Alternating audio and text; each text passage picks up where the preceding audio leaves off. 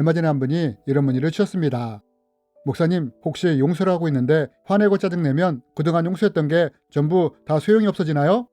그리고 또 예배 시간에도 상처가 생각나면 용서를 하는데 많은 사람이랑 같이 있어 사람들이 듣는 거 싫어서 최대한 작은 목소리로 용서한다고 말을 하는데 옆 사람에게 다 들려서 너무 걱정입니다. 사람들이랑 같이 있을 때 사람들이 모르게 용서하려면 어떻게 해야 할까요? 라며 문의를 주셨습니다. 여러분, 우리도 이번 말씀처럼 용서를 하지만 문득문득 어떤 사람에 대한 미움과 분노의 감정이 일어나는 것을 경험하곤 합니다.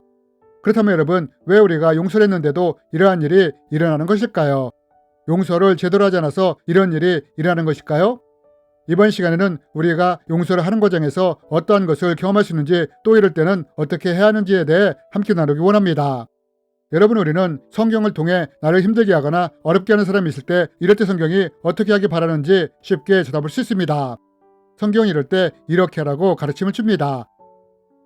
서서 기도할 때에 아무에게나 혐의가 있거든 용서하라. 서로 친절하게 하며 불쌍히 여기며 서로 용서하기를 하나님이 그리스도 안에서 너희를 용서하신 것 같이 하라. 누가 너희에게 불만이 있거든 서로 용납하여 피차 용서하되 주께서 너희를 용서하신 것 같이 너희도 그리하고. 여러분, 우리가 이 말씀들을 통해 볼 수 있는 것이 무엇입니까? 성경은 나를 힘들게 하거나 어렵게 하는 사람이 있을 때 이런 사람에 대해 용서하라는 가르침을 줍니다. 그래서 많은 분들이 이 말씀에 순종하여 나에게 상처를 준 사람에 대해 용서하려고 애를 씁니다. 하지만 문제는 우리가 이렇게 하려고 애를 쓰지만 문득 나를 고통스럽게 했던 사람이 떠오른다거나 혹시 나를 힘들게 하는 사람을 다시 보게 될 때 불쑥불쑥 마음에서 분노나 미움이 올라오는 것이 느껴진다는 것입니다. 그렇다면 여러분, 나는 그 사람을 용서했다고 했는데 불쑥불쑥 그 사람에 대한 감정이 올라오는 것은 잘못된 것일까요? 우리가 용서를 제대로 못해서 이런 일이 일어나는 것일까요?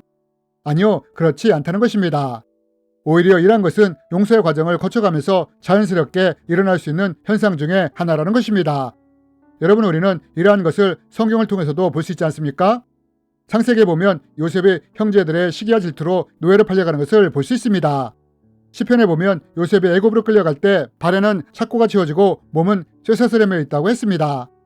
여러분, 이렇게 요셉이 형들에 의해 노예로 팔려가는 신세가 되었을 때 요셉의 마음이 얼마나 참담했겠습니까? 뿐만 아니라 요셉을 다룬 영화를 보면 이런 장면도 나옵니다. 당시에 가나안과 애굽은 다른 언어를 사용하고 있었습니다. 그래서 노예로 팔려온 요셉은 애굽의 말을 제대로 알아들을 수가 없었습니다. 여러분, 이렇다고 주인이 이런 요셉을 어학원에 보내 애굽의 언어를 배우도록 해줬겠습니까? 요셉은 눈치껏 말을 알아듣고 일을 해야만 했습니다. 그런데 어느 날 요셉은 상관의 말을 잘 알아듣지 못했고 이로 인해 작은 실수를 하게 되었습니다.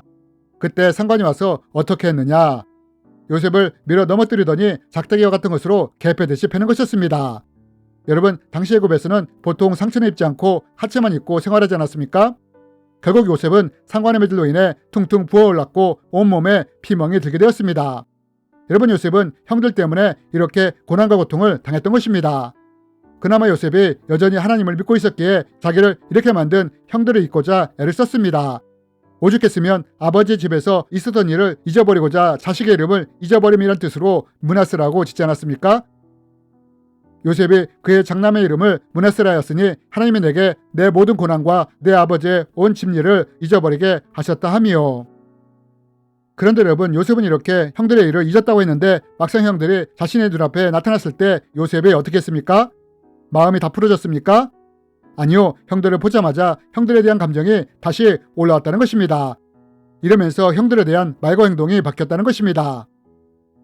요셉이 보고 형들인 줄을 아나 모른 체하고 엄한 소리로 그들에게 말하여 이르되 너희가 어디서 왔느냐? 그들에게 이르되 너희는 정탐꾼들이라 이 나라의 틈을 엿보려고 왔느니라. 여러분, 요셉은 아버지의 온 집 일을 잊었다고 했습니다. 그러나 막상 자기를 힘들게 했던 형들이 나타났을 때는 어떻게 반응했습니까? 엄한 소리로 형들을 정탐꾼으로 몰지 않습니까?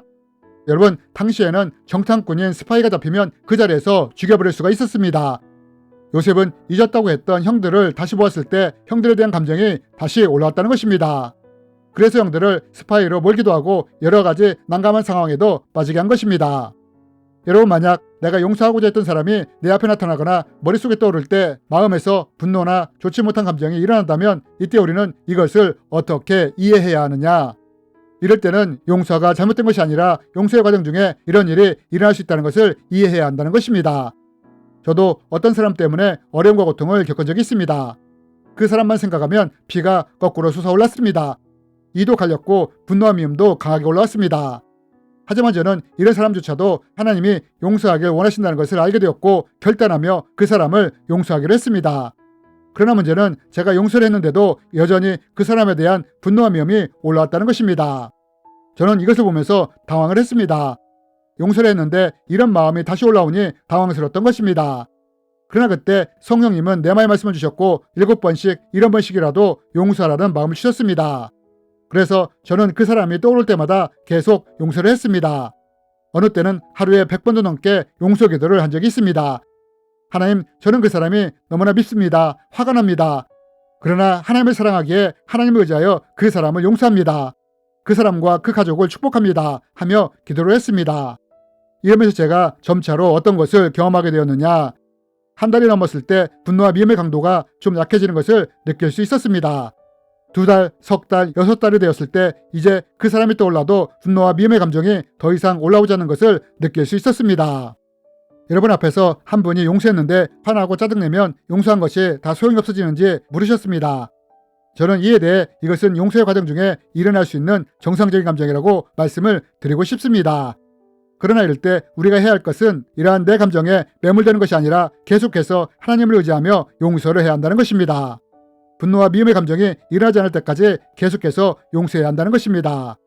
그리고 이렇게 될 때 온전한 용서가 되는 것입니다. 또한 우리 안에 온전한 용서가 이루어질 때 분노와 미움이 사라진 곳에 성령의 열매가 맺히기 시작합니다. 인내와 절제, 온유와 사랑과 같은 성령의 열매가 맺히기 시작하는 것입니다. 분노와 미움의 감정에 반응하지 않고 용서하려고 애를 쓸 때 우리 안에 인내와 절제의 성령의 열매가 맺히기 시작하는 것입니다. 또한 분노와 미움이 사라진 곳에 평안이 임하게 되므로 온유의 열매가 맺히게 되는 것입니다. 그리고 내가 품기 힘든 사랑을 품고자 애를 쓸 때 사랑의 열매가 맺히기 시작하는 것입니다. 이것이 우리 안에서 온전한 용서가 될 때 일어나게 되는 일들입니다. 그리고 문의를 주신 분은 자기가 용서를 할 때 사람들이 들을까봐 염려가 된다고 하셨는데 굳이 용서는 사람들이 있는 곳에서 하실 필요는 없습니다. 가장 좋은 방법은 혼자 있을 때 기도하며 하나님 앞에 나가 소리내어 이렇게 기도하는 것입니다. 하나님, 그 사람이 나에게 이렇게 한 것에 대해 용서를 합니다. 그 사람을 축복합니다. 그러나 만약 사람들이 많은 곳에서 미움과 분노가 올라온다면 이때는 굳이 입으로 소리내어 용서할 필요 없이 오히려 마음속으로 나는 그 사람을 용서한다. 그러니 내 안에서 일어나는 분노와 미움은 잠잠할지어다 라고 반복해서 명령하면 되는 것입니다. 그리고 사람들이 없는 곳에서 계속해서 용서를 해나가면 되는 것입니다. 이렇게 해나가다 보면 어느새 분노와 미움이 더 이상 올라오지 않는 것을 느끼게 된다는 것입니다. 그리고 이렇게 온전한 용서가 이루어질 때 이곳에 인내와 절제, 온유나 사랑과 같은 성령의 열매가 서서히 맺히기 시작한다는 것입니다. 주님의 이름으로 여러분을 축복합니다.